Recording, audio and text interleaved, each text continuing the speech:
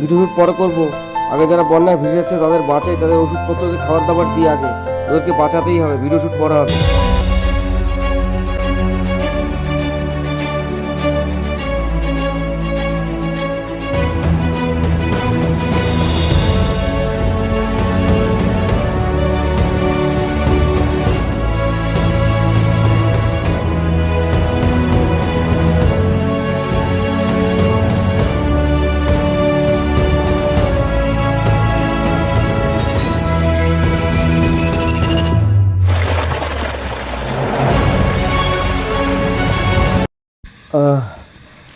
আপনারা তো প্রচুর জল পান, আমরা তো মরুভূমিতে তৃষ্ণায় বুক ফেটে যায় তবুও জল পাই না।